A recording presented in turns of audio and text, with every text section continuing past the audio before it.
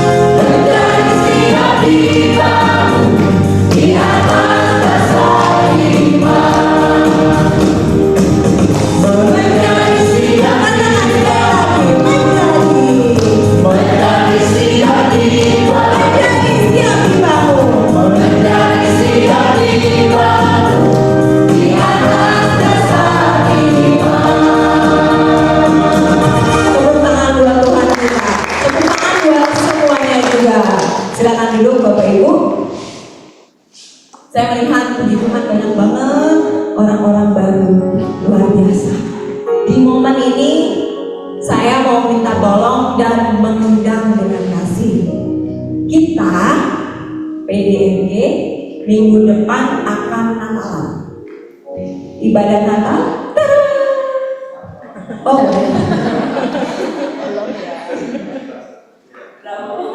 kita ini lagi teriak kafe. Teriak apa sih? Kita minggu depan akan Natalan.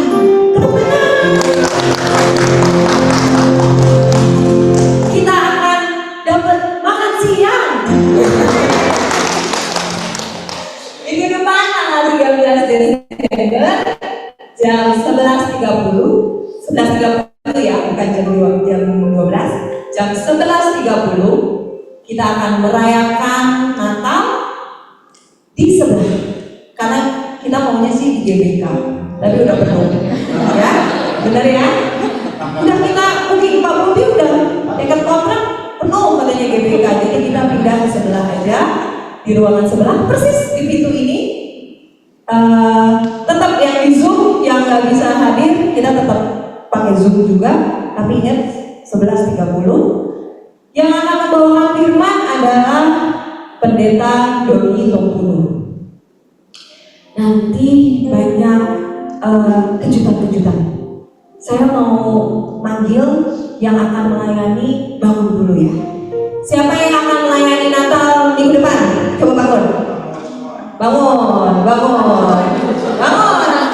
Ini adalah penyanyi-penyanyi kita, pemazmur-pemazmur kita.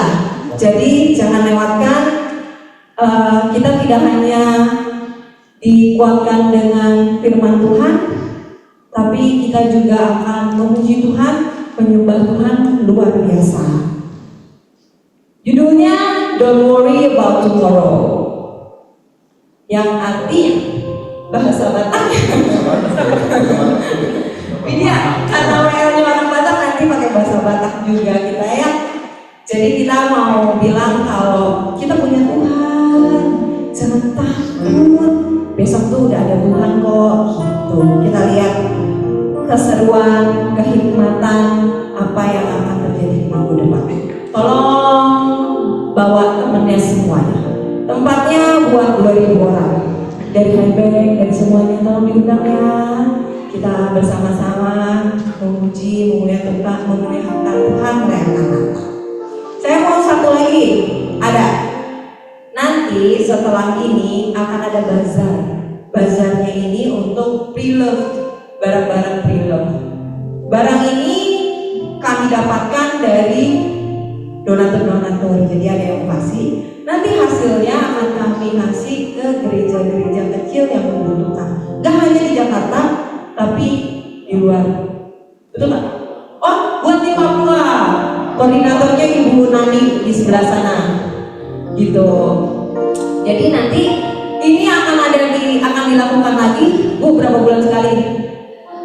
Tergantung donatur. Jadi Bapak Ibu kalau ada barang-barang pre-love, silakan hubungi saya atau Bu Nani. Pokoknya bawa aja ke sini, nanti kami yang urus. Gitu ya. Ya, terima kasih untuk waktunya. Kita akan mau masuk ke firman. Kita mau siapkan hati kita. Judulnya khotbah kali ini adalah apa? Bapak Moan, Tante Nita, mengikut Yesus. Bukan sih? Kita melayani seperti Yesus, melayani seperti Kristus. Di ayat ini saya baca itu tentang yang ada itu loh, Yesus lagi jalan nemuin orang, ada yang kerja dari pagi bayar cuma 1 dinar, tiba-tiba ada orang yang 1 jam aja dibayar 1 dinar juga. Jadi kadang-kadang pas saya baca, nggak ada juga ya kan, kita nih sebagai karyawan, Pak Budi sebagai kepala HRD, kadang-kadang lihat orang kok dia kerjanya lebih gampang, gajinya lebih gede gitu kan ya. Jadi kita sekarang mau ngerti, bukan hanya di sini melayani, di marketplace kita juga melayani, di kampus saya keluarga juga melayani. Intinya hidup kita memang untuk melayani, mengikut Kristus. Kita mengatakan ini semua karena anugerah dari Tuhan. Kalau kita ada hari ini, semua karena anugerah-Mu. Hari ini ada, bukan karena kuatku, namun karena Roh-Mu. Bawa hatiku, penyembahanku, ku semakin berkurang, Yesus semakin bertambah. Katakan sekali lagi. Semua karena anugerah-Mu. Hari ini ada, bukan karena kuatku, namun karena Roh-Mu. Bawa hatiku, penyembahanku, ku semakin berkurang, Yesus semakin bertambah. Mengikut Yesus, itulah kesukaan hatiku. Ku lepas semua hal untuk mengenal kehendaknya di hidupku. Mengiring Yesus, itulah kekuatan hidupku. Ku yakin anugerah-Nya mampu jadikanku hamba yang berkenan selalu. Saya udah berdiri, kita katakan mengikut Yesus. Mengikut Yesus, itulah kesukaan hatiku. Ku lepas semua halku untuk mengenal kehendaknya di hidupku.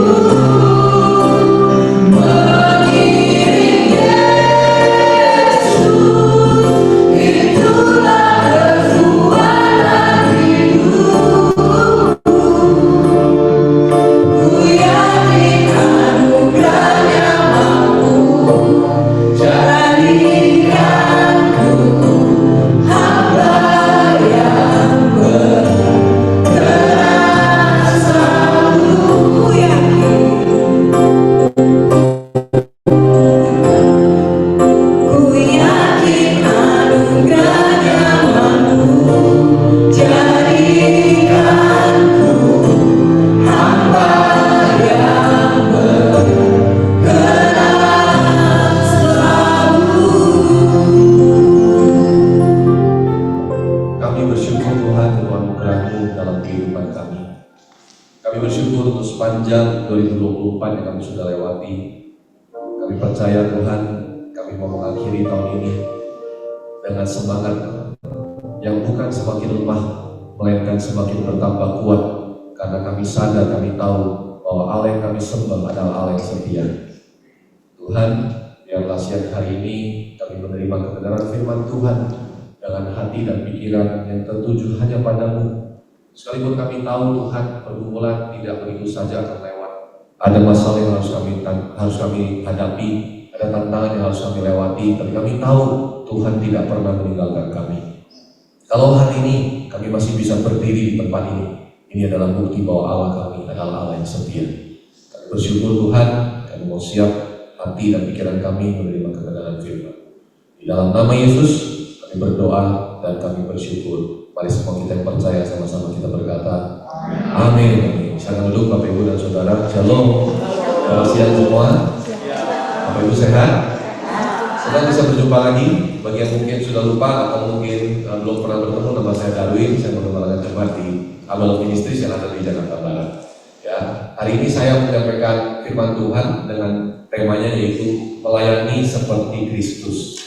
Ya, kenapa saya mengambil tema ini? Karena memasuki bulan Desember biasanya nuansa Natal sudah berasa di mana-mana. Betul ya? Ada yang sudah pasang pohon Natal di rumah bersama anak-anaknya? Sudah ya? Wah, sudah ya Pak, seru sekali ya. Saya masih ingat saya beli pohon Natal sudah sejak 14 tahun yang lalu. Dan memang tiap tahun begitu Natal rasanya memasang pohon yang sama itu luar biasa ya. Tapi selalu berkesan, melewati masa dari anak masih kecil, dia begitu antusias mau pasang pohon Natal, sampai sekarang sudah remaja, usia 14 tahun, sudah agak ogah pasang pohon Natal. Ya, itulah kenyataan yang dihadapi ya. Tapi kita mau sama-sama melihat ya, ayat yang saya kutip secara utama hari ini adalah bahwa anak manusia datang bukan untuk dilayani, melainkan untuk melayani dan memberikan nyawanya menjadi tebusan bagi banyak orang. Ya, kita tahu bahwa Kristus datang ke dunia bukan untuk menjadi bos, bukan untuk mengatur-ngatur segala sesuatu sehingga yang lain semua cuma bisa nurut sama dia aja. Tapi bahkan dia datang dikatakan bukan untuk dilayani, melainkan untuk melayani dan memberi nyawanya menjadi tebusan bagi banyak orang. Nah, saya mau mengajak kita melihatnya bukan hanya satu ayat ini, tapi saya mau ajak kita melihat secara kronologis supaya kita mengerti prinsip yang kita bisa dapatkan bersama-sama dari kebenaran firman Tuhan. Ya, dari ayat yang ke-20, sebenarnya percakapan ini bermula karena ada ibu dari anak-anak Zebedeus. Siapa anak-anak Zebedeus? Yakobus dan Yohanes. Ya, jadi ayat 20 bilang begini, maka datanglah ibu anak-anak Zebedeus serta anak-anaknya itu kepada Yesus. Jadi dibawa tuh sama mamanya. Kadang-kadang kalau bicara soal karir atau mungkin jabatan dan lain-lain, kadang-kadang memang koneksi itu bermakna. Saya tahu ada seorang yang saya kenal baik di dalam kepemimpinan gereja, ya, karena orang ini punya koneksi di mana-mana. Anaknya untuk mendapatkan pekerjaan tidak sulit. Selain tentunya memang anaknya lulusan luar negeri punya kualitas, tapi tentu untuk semua orang lulusan luar negeri balik ke Indonesia tidak begitu saja gampang dapat pekerjaan juga. Ya, tapi karena memang orang tuanya punya koneksi di mana-mana, ya begitu luar biasa. Begitu dibawa, disodorin anaknya memang juga berpotensi, mudah sekali untuk mendapatkan pekerjaan. Mungkin ini yang sedang terjadi di zaman itu. Jadi sejak tahun 2000-an tahun yang lalu sudah ada nih yang model begini. Jadi ibu ini bawa anak-anaknya kepada Yesus. Memang ini anak-anak adalah murid Yesus juga. Dan memang menurut penafsiran Bapak Ibu, Yakobus dan Yohanes ketika mengikuti Yesus, usia mereka itu belum terlalu dewasa sebenarnya. Ya, penafsiran secara umum menurut mungkin kitab-kitab catatan-catatan yang tidak masuk di dalam Alkitab, mungkin saja mereka masih di bawah 18 tahun. Makanya waktu ketika Yesus minta Petrus mancing ikan, kemudian dari ikan dapat uang untuk membayar pajak di bait Allah itu, Bapak Ibu ingat cerita ini? Kenapa Yesus bilang bayarkan pajak untuk kamu dan untuk aku? Jadi memang yang tercatat yang sudah punya pasangan atau punya istri, yang ada mertuanya hanya Petrus kan di dalam firman Tuhan. Nah, mungkin saja menurut penafsiran mereka memang belum cukup dewasa, ya usianya masih belum 18 tahun. Nah, datanglah ibu ini membawa anak-anaknya kepada Yesus, lalu sujud di hadapannya. Jadi Bapak Ibu mesti bayangkan, di masa itu untuk bertemu dengan seorang guru yang luar biasa, yang punya bukan hanya pengajaran yang hebat, tapi dia mampu untuk menyembuhkan orang yang sakit, melakukan mukjizat, itu pasti luar biasa. Dan mereka mendambakan seorang yang datang yang akan menyelamatkan Israel dari penjajahan Roma, yang menjadi raja secara politik. Jadi jelas waktu mereka melihat Yesus bisa melakukan itu, datanglah ibu ini membawa anak-anaknya dan berkata, Yesus bertanya dulu ya, ayat 21. Kata Yesus, apa yang kau kehendaki? Bertanya kepada si ibu dari anak-anak Zebedeus, anak dari Yohanes dan Yakobus. Jawabnya, berilah perintah. Wah, luar biasa ya. supaya kedua anakku ini boleh duduk kelak di dalam kerajaanmu. Saudara, kita perlu tahu dulu bahwa kerajaan dalam pemikiran sang ibu itu bukan kerajaan yang kita pikirkan hari ini, kerajaan sorga. Tapi yang mereka pikirkan waktu itu adalah kerajaan secara politik. Yang seorang di sebelah kananmu, yang seorang lagi di sebelah kirimu. Wah, itu luar biasa ya permintaan ini ya. Tapi Yesus menjawab katanya, kamu tidak tahu apa yang kamu minta. Memang tidak tahu, karena memang yang diminta itu bukan dalam konteks yang seharusnya gitu ya. Dapatkah kamu meminum cawan yang harus kuminum? Kata mereka kepadanya, kami dapat. Jadi mereka dengan begitu pedenya, seperti salah satu kisah yang lain ketika Petrus berkata, jangan bilang kamu akan mati, ya kan? Aku akan berikan nyawaku buat kamu. Petrus bilang gitu. Yesus bilang, kamu mau kasih nyawa sebelum ayam berkokok, kamu sudah menjaga aku sebanyak 3 kali kan? Gitu. Jadi seperti halnya Yohanes dan Yakobus juga, ternyata bukan hanya Petrus yang dominan yang memang juga pengen cari posisi, tapi juga Yohanes dan Yakobus. Mereka bilang, kami dapat minum cawan Tuhan. Yesus berkata kepada mereka, cawanku memang akan kamu minum. Pernahkah merenungkan ayat ini? Apakah benar Yakobus dan Yohanes kemudian meminum cawan seperti Yesus meminum cawan murka Allah itu? Ya tentu berbeda konteksnya, tapi memang cawan itu mereka juga akan minum. Kita tahu kisah Yakobus itu kemudian dalam masa gereja mula-mula mati ya baik dipenggal. Ya ini bukan Yakobus soko guru, bahwa itu mesti bedain ya. Yakobus soko guru zaman itu adalah saudaranya Yesus, tapi yang ini memang adalah murid Yesus. Yakobus benar-benar dipenggal kepala oleh raja di zaman itu. Dan Yohanes sendiri kita tahu kisahnya. Ya digoreng hidup-hidup, dia tidak mati, kemudian dibuang ke Pulau Patmos. Artinya mereka memang satu kali akan minum cawan yang memang tidak mudah, penderitaan yang harus mereka hadapi. Tapi Yesus bilang itu, tetapi hal duduk di sebelah kananku atau di sebelah kiriku, aku tidak berhak memberikannya. Itu akan diberikan kepada orang-orang bagi siapa Bapakku telah menyediakannya. Mendengar itu marahlah ke-10 murid yang lain kepada kedua saudara itu. Kenapa mereka marah? Ini lazim terjadi di mana-mana. Kalau sudah bicara sebuah posisi, sebuah keadaan yang memang lebih menguntungkan, akan banyak orang merindukan posisi tersebut, dan akan banyak orang juga yang marah ketika ada orang yang lain berusaha untuk mendapatkan posisi itu dengan cara-cara yang mungkin, seperti contoh tadi ya, ibunya sampai datang, donorin anaknya, dan semua proses itu memang nggak mudah. Tapi Yesus tahu apa yang ada dalam hati mereka. Ayat 25. Tetapi Yesus memanggil mereka lalu berkata, kamu tahu bahwa pemerintah bangsa-bangsa memerintah rakyatnya dengan tangan besi dan pembesar-pembesar menjalankan kuasanya dengan keras atas mereka. Tidaklah demikian di antara kamu. Barang siapa ingin menjadi besar di antara kamu, hendaklah ia menjadi pelayanmu. Dan barang siapa ingin menjadi terkemuka di antara kamu, hendaklah ia menjadi hambamu. Baru dia terusnya di ayat terakhir, ya ayat 28. Sama seperti Anak manusia datang bukan untuk dilayani, melainkan untuk melayani dan memberikan nyawanya menjadi tebusan bagi banyak orang. Bapak Ibu, kalau kita bicara melayani seperti Kristus yang datang bukan untuk dilayani, melainkan untuk melayani dan memberikan nyawanya bagi banyak orang.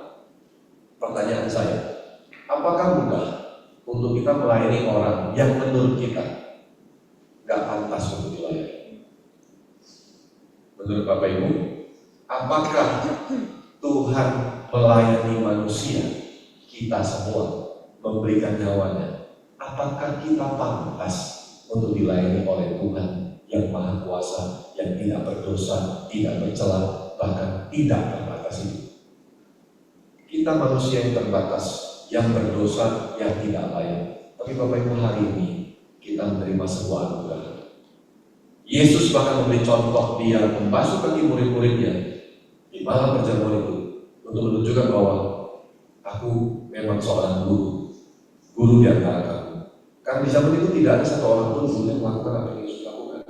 Yesus memberikan sebuah contoh bahwa aku datang untuk melayani, bukan untuk dilayani. Melihat konteks ini, yang pertama menurut saya, kita mesti merenungkan betapa dalamnya kasih Tuhan, betapa luar biasanya sebuah tindakan yang diambil yang menunjukkan betapa besarnya kasihnya kepada kita. Saya mencoba berenung Bapak Ibu, apa sih yang membuat kehidupan kekristenan kita akan kuat sampai akhir? Tahun ini kita sudah lewati 11 bulan, ini bulan yang terakhir. ada pengharapan-pengharapan yang belum tercapai. Boleh katakan aja? Kalau sudah tercapai mungkin ada yang sudah mungkin ya, tapi kebanyakan belum. Ada saja pengharapan dalam hidup kita yang belum tercapai, ya kan? Macam-macam bentuknya. Ada yang berharap tahun ini bisa naik gaji, misalnya gitu ya, lebih signifikan, belum tercapai. Ada yang berharap, mungkin ada yang sakit bisa sembuh. Ada yang mungkin berharap keluarganya bisa lebih harmonis. Ada banyak sekali pengharapan di dalam hidup kita.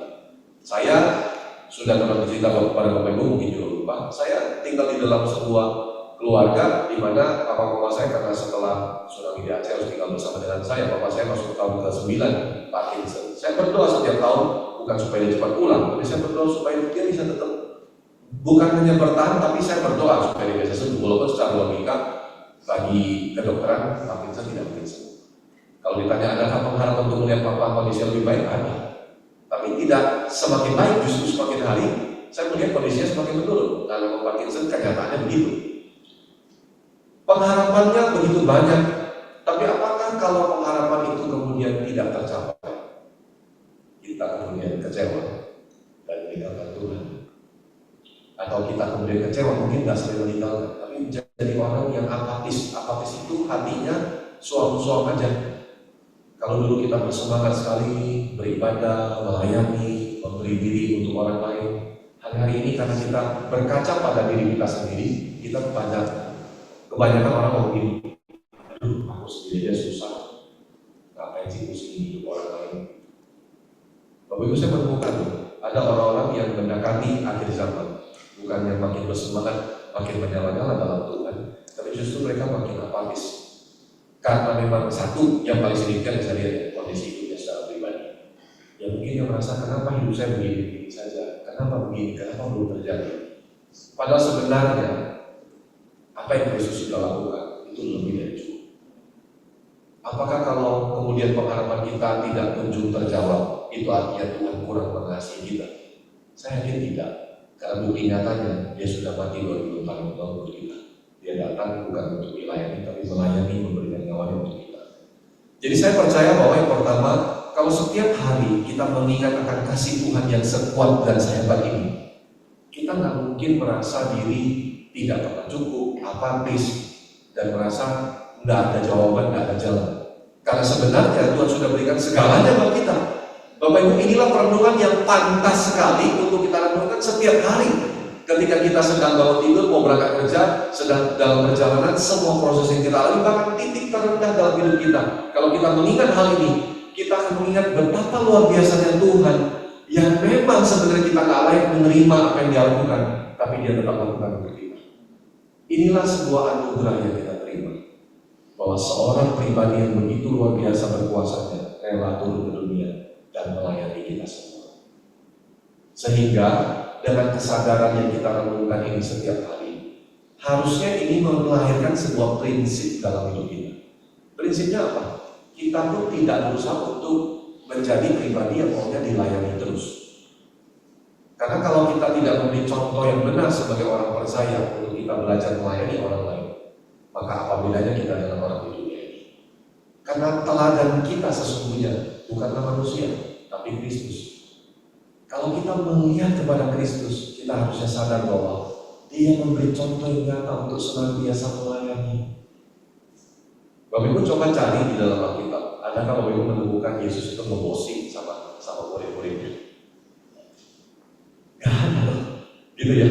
Tapi kadang-kadang di dalam hidup kita ini nggak mudah ya, gitu. Saya tadi memilih untuk naik Grab, gitu, karena mobil saya harus dipakai oleh istri saya nanti sekitar jam sekarang ini. Kemudian saya melihat kondisi Grab dan lain-lain, ya sudahlah, saya jalan. Saya pikir apa sih aman.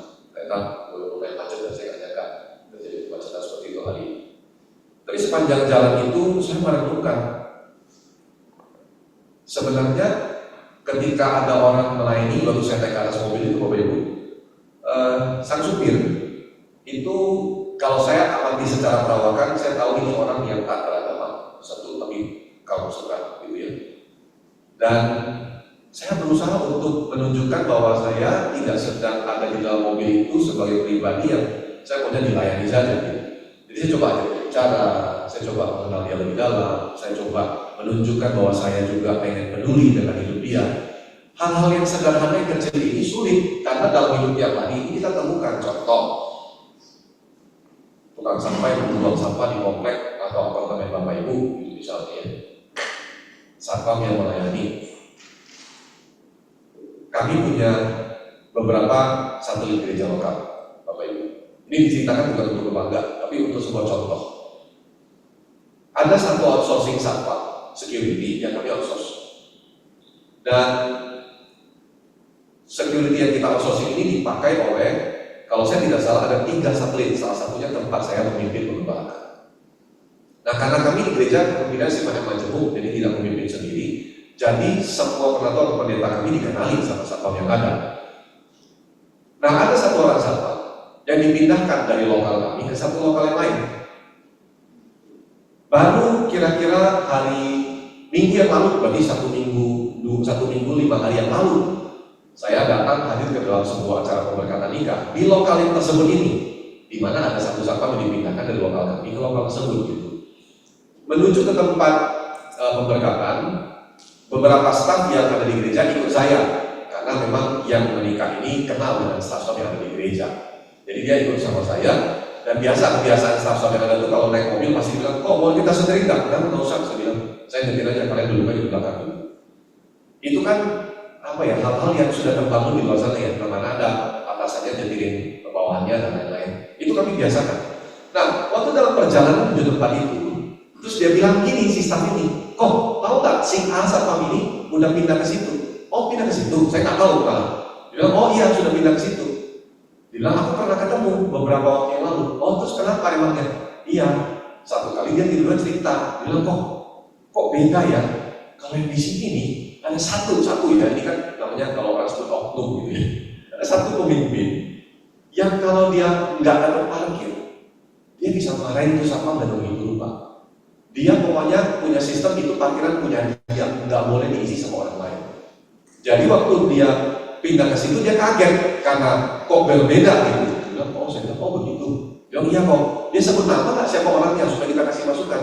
Nah itu nggak sebut, dia nggak berani kasih tahu siapa namanya gitu. Dia bilang, oh ya udah, nanti biar aku kasih tahu deh, biar saya kasih tahu kepada pemimpin di sana supaya bisa bersikap dengan lebih baik lah. Bapak Ibu, ada banyak hal dalam hidup kita yang kecil-kecil. Contoh di gereja, biasanya itu selalu ada tempat parkir khusus buat pembicara, dan kadang-kadang namanya security yang kenali pemimpinnya pasti waktu kami datang, dia pasti dahuluin dong, siapa kok di sini aja. Nah kami membiasakan diri untuk, enggak apa-apa, kasih buat jemaat, kita parkir jauh sekali enggak apa-apa. Karena parkiran setiap minggu udah penuh, kami harus parkir di kompleks sebelah gitu, jalan kurang lebih ada sekitar hampir sekilo lah dari tempat parkiran menuju ke gereja. Jadi kita mengalah demi supaya memang prinsip ini kita bisa hidup bersama. Ada banyak hal kecil Bapak Ibu yang biasanya kalau kita jalani dalam hidup kita sehari-hari, kalau kita mau, yang kedua, memiliki prinsip seperti Kristus ini, itu dimulainya tidak dari hal yang besar, tapi dari hal yang paling kecil. Kepada orang di atas kita gampang sekali melayani dia. Dia datang, we will serve the best. Kasih tempat duduk yang terbaik, kasih minuman, kita pasti akan lakukan itu. But the question is, kalau kita berhadapan dengan orang yang di bawah kita, apakah kita dengan penuh kerelaan melayani orang-orang seperti itu? Saya belum sempurna, saya masih belajar untuk terus belajar melayani seperti Kristus. Tapi dimulainya tidak dari hal besar, selalu dari hal yang paling kecil. Bapak Ibu, apalagi di dunia profesional, tidak mudah.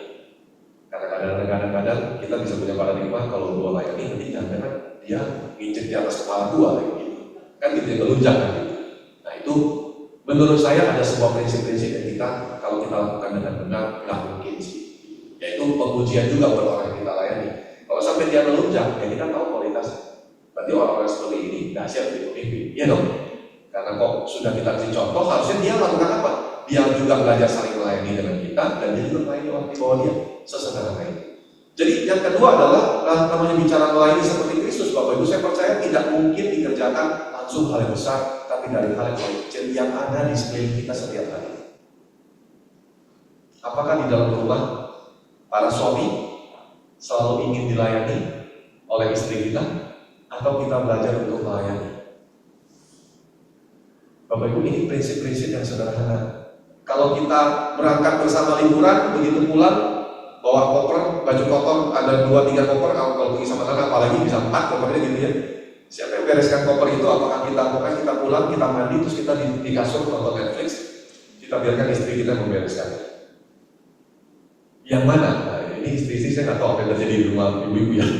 Tapi ada saja kisah-kisah ini dalam rumah tangga. Tapi sudah layani banyak pasangan-pasangan yang memang yang tidak mudah untuk memberikan sebuah pengertian bahwa kita bersama-sama melayani di dalam rumah kita. Dimulainya dari hal yang paling kecil.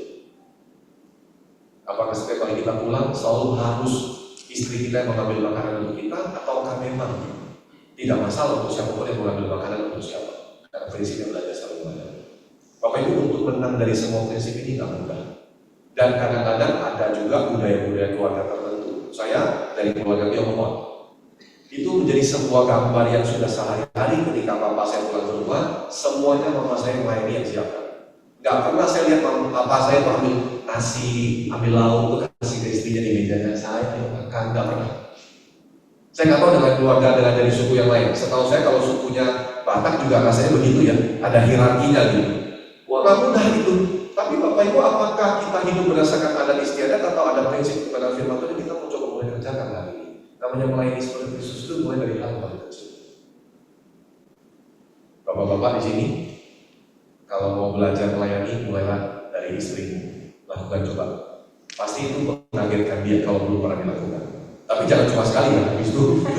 Tadi habis itu khotbah, kaget beneran, habis itu nggak kembali lagi. Dan katanya Yesus itu mati, terus pada hari yang ketiga bangkit. Nah ini manusia lama yang mati, hari ketiga bangkit lagi. Lakukan 3 hari, habis itu berubah kembali lagi. Nah saya mempercayai bahwa ini dimulai dari hal yang paling kecil. Saya belajar lakukan itu sehari-hari dalam rumah saya, walaupun tidak mudah. Kadang-kadang ada rasa lebih pengen ya beristirahat, sudah capek kerja, pulang dan lain-lain. Tapi waktu kita mempraktekkan itu, disitulah makanya Kristus dinyatakan.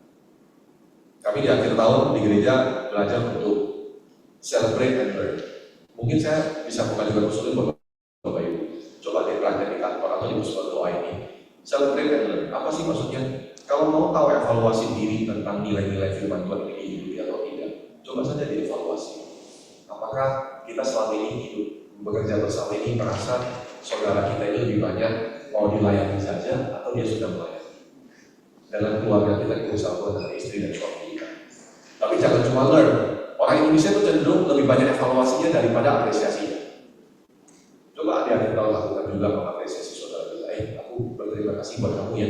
Aku merayakan kamu sudah menunjukkan sebuah contoh yang nyata. Kamu lebih banyak mau melayani.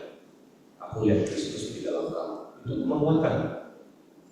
Di rumah tangga juga demikian. Jadi yang kedua, prinsipnya sederhana, mulai dari hal yang paling kecil.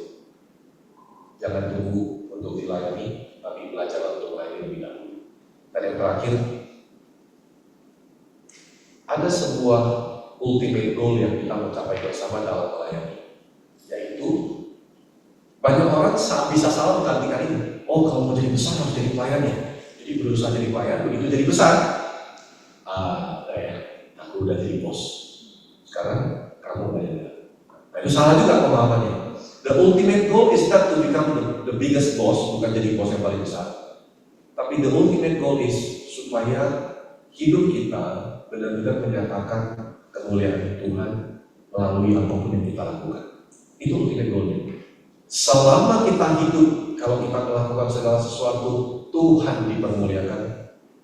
Itulah sebuah kebanggaan, bukan kebanggaan kesombongan, tapi kebanggaan yang patut kita syukuri bahwa kita berhasil membawa hidup kita dengan benar, sehingga setiap kali kita melakukan segala sesuatu, Tuhan yang dimuliakan, bukan Darwin, bukan siapapun nama kita yang dimuliakan, tapi Tuhan. Wah, ini sulit untuk punya ultimate goal ini dalam kita melayani. Kadang-kadang ego kita masih bisa tergores atau tergesek dan tidak mudah rasanya. Tapi percayalah, kalau kita belajar menghidupinya di dalam anugerah ini, kita akan melihat bagaimana kita bisa lega. Walaupun orang akan berkata, wah itu dia hebatnya, wah dia memang sudah luar biasa, ya, bersedia loh dia bayar harga loh untuk merendahkan diri. Mungkin nama kita nggak dikenal, tapi biarlah Kristus yang hidup dalam kita, itulah yang nampak bagi orang lain. Biarlah nama Tuhan yang dimuliakan. Sehingga dalam apapun yang kita kerjakan, kita nggak punya tuntutan untuk manusia. Kita nggak hidup dalam stres karena kita berpikir, karena kok saya nggak dilihat, kok saya nggak dilihat. Kita lega saja hidupnya, kenapa? Karena kita tahu apapun yang saya lakukan, biarlah nama Tuhan yang dimuliakan. Dan kalau ultimate goal-nya adalah untuk memuliakan Tuhan, kita nggak mungkin sembarangan berkata-kata, melakukan hal-hal yang mungkin jadi bisa katakan.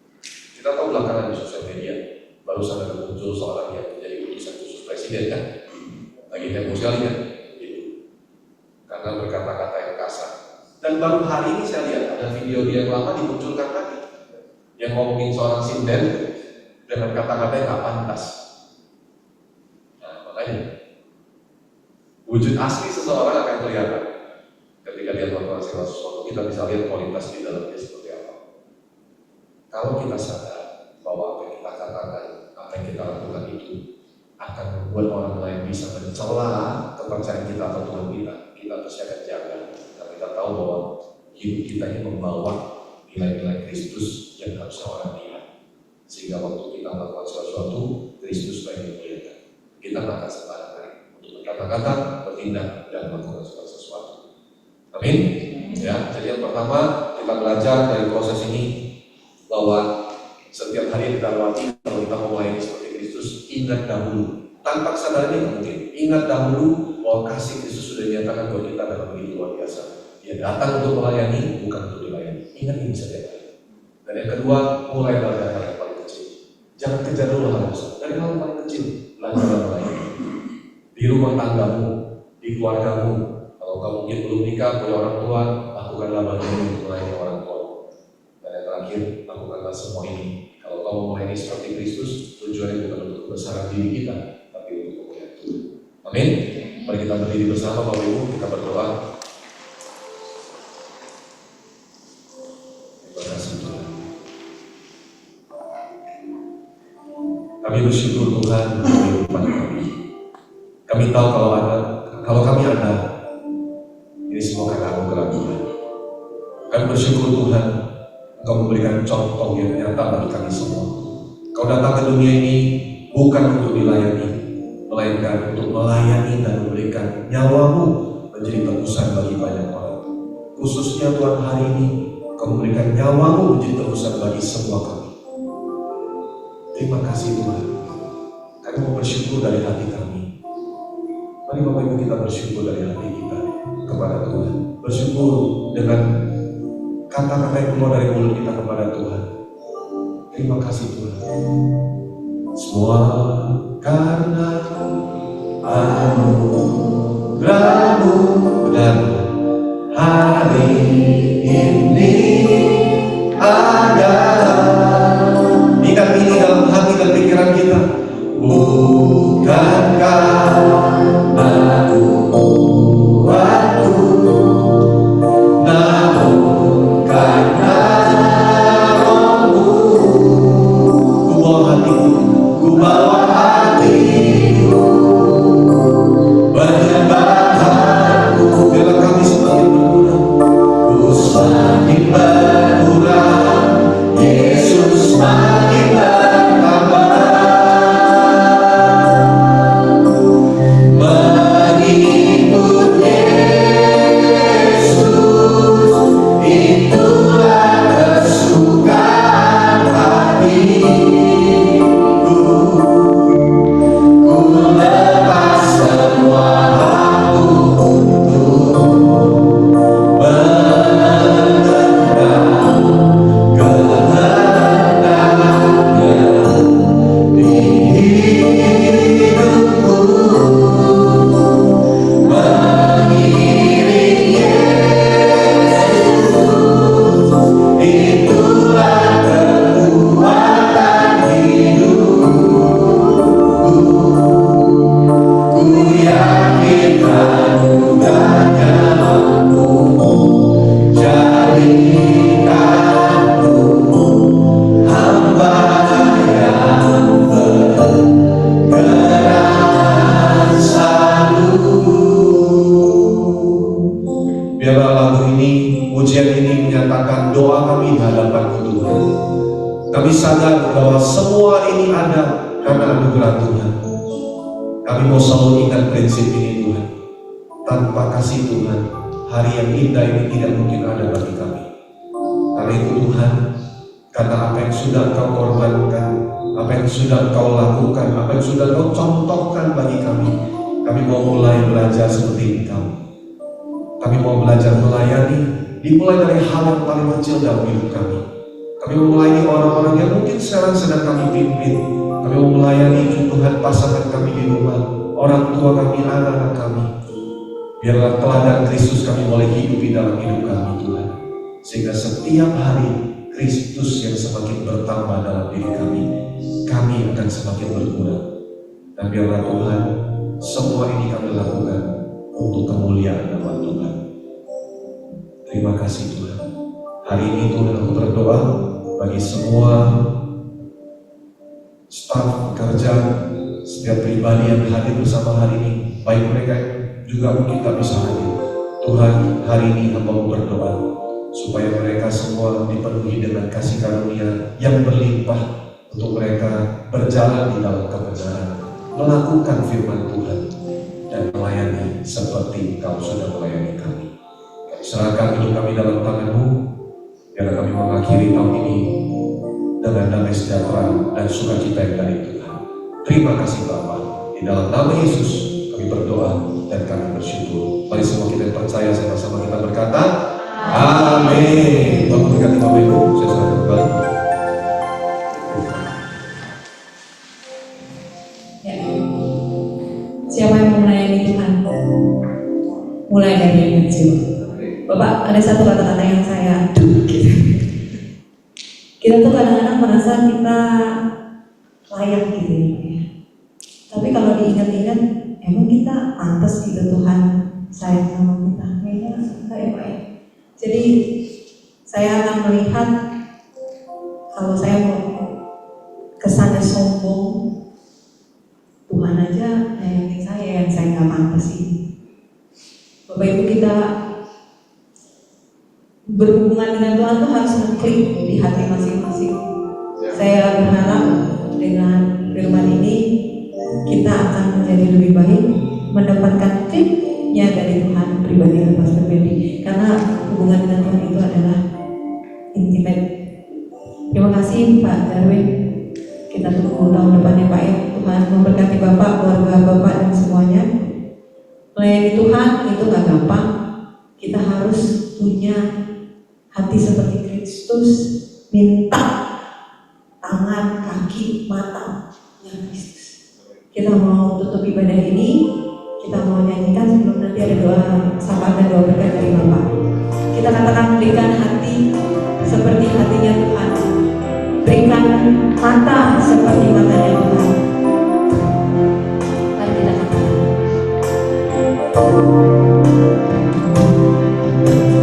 berikanku hati seperti hatimu yang penuh dengan belas kasihan.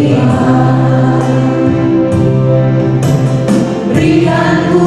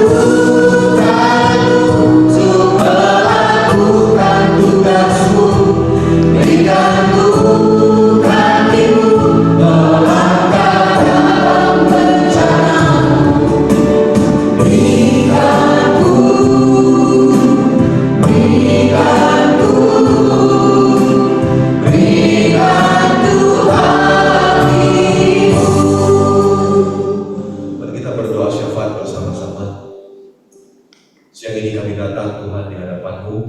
Kami berdoa mau memberikan beliau kesehatan iman dan juga hati seperti Kristus, yang memberikan contoh dan teladan untuk melayani, bukan untuk dilayani. Sehingga ketika beliau memimpin perusahaan dan semua bisnis unit yang ada di bawah PT Raja Wali ini, ada contoh dan teladan yang boleh disaksikan. Bahkan orang-orang yang belum percaya, mereka boleh melihat ada Kristus dalam hidup pemimpin yang ada di tempat ini. Dan untuk semua yang bekerja Tuhan di dalam perusahaan ini, Tuhan biarlah semua pribadi yang terlibat mengerti bahwa Kristus ada di dalam diri mereka. Khususnya mereka yang sudah percaya, kami berdoa supaya mereka menjadi contoh orang-orang Kristen yang menjadi teladan di tengah-tengah perusahaan ini. Dan biarlah Tuhan melalui apapun yang dikerjakan di dalam perusahaan ini, nama Tuhan boleh dipermuliakan. Kalau ada pemasaran yang akan lebih baik untuk hotel maupun untuk tower ini, Tuhan kami percaya semua ini adalah untuk kemuliaan Tuhan. Dan untuk persekutuan doa ini Tuhan, hamba-Mu sanggup berdoa supaya melalui persekutuan doa ini ada inspirasi kebenaran yang dinyatakan, supaya setiap orang yang terlibat di dalam persekutuan doa ini semuanya sungguh-sungguh hidup di dalam kebenaran dan menjadi contoh bagi semua orang yang ada di dalam kantor dan perusahaan ini. Kami bersyukur Tuhan untuk hari ini. Mari seluruh jemaat Tuhan, angkatlah kedua tangan-Mu di hadapan Tuhan.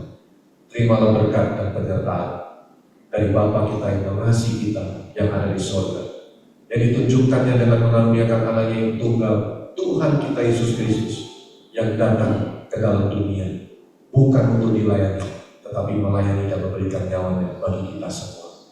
Bahkan Ia mengutus Roh-Nya yang kudus untuk menyertai kita senantiasa, sehingga hidup kita menjadi saksi, menjadi contoh yang nyata bagi dunia ini. Kalau Kristus ada di dalam kita, hidup kita adalah hidup yang benar-benar ada dalam kebenaran dan memberikan sebuah pernyataan yang nyata bahwa Kristus ada di dalam kita dan semua yang kita kerjakan adalah untuk kemuliaan Allah. Terimalah berkat dan penyertaan ini di dalam nama Tuhan Yesus Kristus. Mari semua kita yang percaya sama-sama kita berkata, Amin. Terima kasih.